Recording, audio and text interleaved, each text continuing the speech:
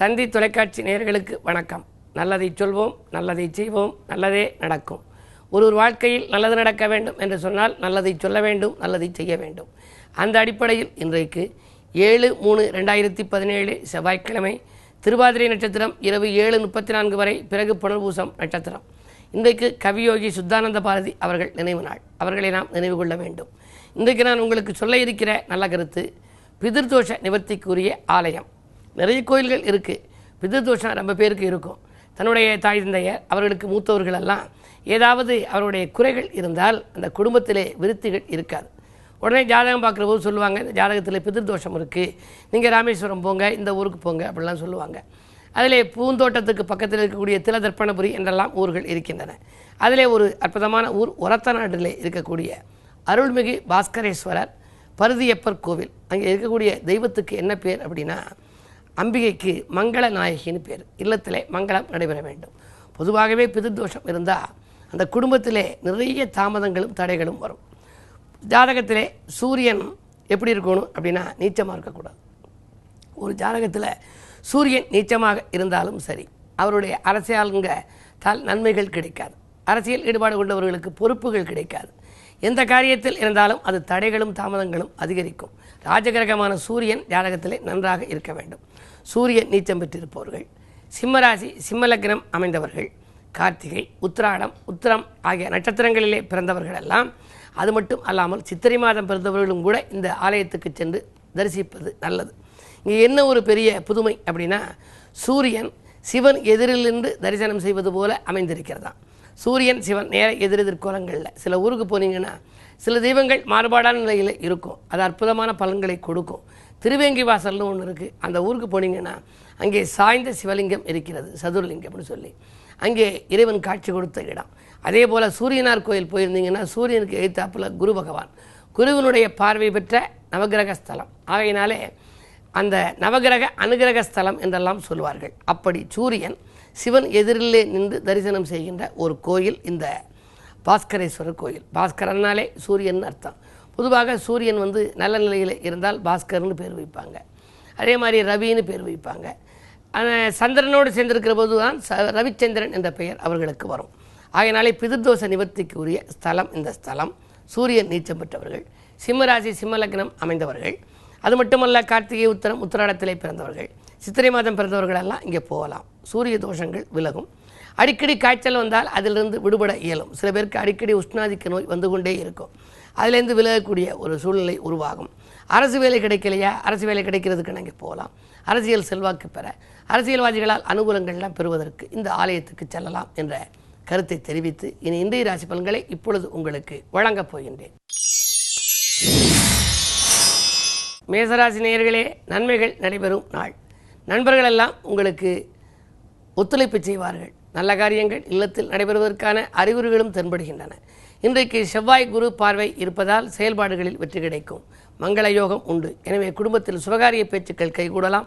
அரசியல்வாதிகளாலும் உங்களுக்கு நன்மைகள் கிடைக்கும். இடம் பூமி வாங்குவதில் இருந்த தடைகள் அகலும். பத்திரப்பதிவில் இருந்த தாமதங்களும் அகலும் நாள் இந்த நாள். ரிஷபராசி நேயர்களே, வருமானம் போதுமானதாக இருக்கும் நாள். வாகன மாற்றம் செய்வது பற்றி சிந்திப்பீர்கள். பழைய வாகனங்கள் அடிக்கடி பழுதாகி செலவு வைக்கிறது, புதிது வாங்கலாமா என்றெல்லாம் சிந்திப்பீர்கள். அதற்கான அறிகுறிகள் இன்றைக்கு தென்படும். அலைபேசி வழி தகவல் ஆனந்தமளிக்கும். உடல்நலம் உற்சாகமாக இருக்கும். அது மட்டுமல்ல, விஐபிக்கள் வீடு தேடி வந்து உதவிகள் செய்ய முன் வருவர். மிதுனராசி நேயர்களே, சந்திரபலம் நன்றாக இருப்பதால் பணவரவு திருப்திகரமாக இருக்கிறது. பாராட்டும் புகழும் கூடும். நினைத்ததை நினைத்த நேரத்தில் செய்து முடிப்பீர்கள். நிகழ்கால தேவைகள் பூர்த்தியாகும். விலை உயர்ந்த பொருட்களை வாங்குவதில் கவனம் செலுத்துகிற நாள் இந்த நாள். கடகராசி நேயர்களே, மனதில் நினைத்ததை மறுகணமே செய்து முடிக்கும் நாள். மாற்றுக் கருத்துடையோர் மனம் மாறுவர். வீட்டு தேவைகள் பூர்த்தியாகும். அரசியல்வாதிகள் உங்களுக்கு அனுகூலமாக நடந்து கொள்வார்கள். பொதுநலத்தில் இருப்பவர்களுக்கு புதிய பொறுப்புகள் கிடைக்கும். சுபகாரிய பேச்சுக்கள் நல்ல முடிவுக்கு வரும். இனிய நாள் இந்த நாள். சிம்மராசி நேயர்களே, செயல்பாடுகளில் வெற்றி கிடைக்கும் நாள். பதவி உங்களுக்கு வரலாம். உதவிகளும் உங்களுக்கு கிடைக்கலாம். பண தேவைகள் உடனுக்குடன் பூர்த்தியாகலாம். சூரியபலம் நன்றாக இருப்பதால் காரிய வெற்றி கிடைக்கும். கனிவான நாள் இந்த நாள். அது மட்டுமல்ல, அதிகாலையிலேயே வரும் அலைபேசி வழி தகவல் ஆனந்தமளிக்கும். தொழில் முயற்சியில் வெற்றி உண்டு. கன்னிராசி நேயர்களே, உத்தியோக மாற்றங்கள் உறுதியாகும் நாள். ஊர் மாற்றங்கள் இடமாற்றங்களை நீங்கள் எதிர்பார்த்து காத்திருந்தால் அதில் அனுகூலங்கள் கிடைக்கும். உயர் அதிகாரிகள் உங்களுக்கு உறுதுணையாக இருப்பார்கள். கடன் சுமை பாதிக்கு மேல் குறையலாம். சலுகைகள் கிடைக்கும். இனிய நாள் இந்த நாள்.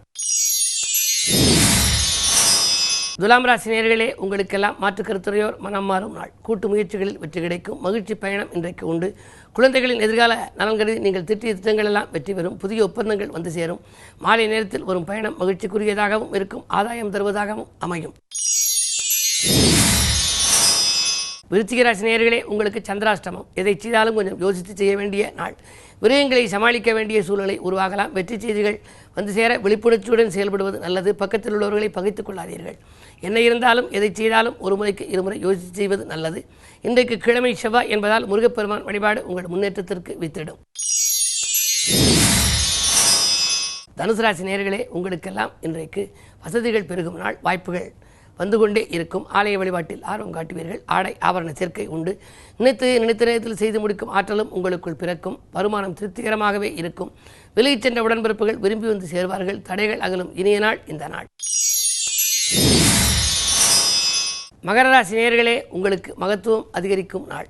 இன்றைக்கு மாற்று கருத்துரையோர் மனம் மாறுவர். கூட்டு முயற்சிகளில் வெற்றி கிடைக்கும்.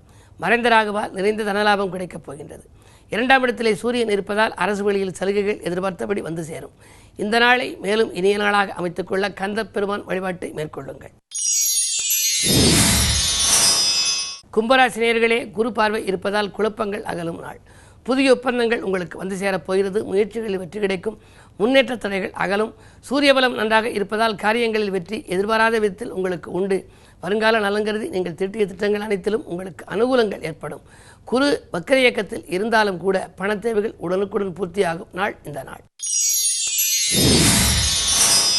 மீனராசி நேயர்களே, புத சுக்கிரயோகம் செயல்படும் என்று வளர்ச்சி பாதையை நோக்கி அடியெடுத்து வைக்கப் போகின்றீர்கள். வருமான பற்றாக்குறை அகலும். கைமாற்றுகள் வாங்கி கொண்டிருந்த நிலை இன்று மாறப்போகின்றது. உதிரி வருமானங்களும் வந்து உள்ளத்தை மகிழ்விக்கப் போகிறது. அதிகாரிகளாலும் அனுகூலங்கள் கிடைக்கும். 2 செவ்வாய் இருப்பதால் தடைப்பட்ட காரியங்கள் தானாக நடைபெறும். அது மட்டும் அல்ல, கடை திறப்பு விழா, கட்டிட திறப்பு விழாக்கள் நடத்துவதில் ஆர்வம் காட்டுவீர்கள். உடன் இருப்பவர்களும் உடன்பிறப்புகளும் உதவிக்கரம் நீட்டும் உன்னதமான நாள் இந்த நாள். மேலும் விவரங்கள் அறிய தினத்தந்தி படியுங்கள்.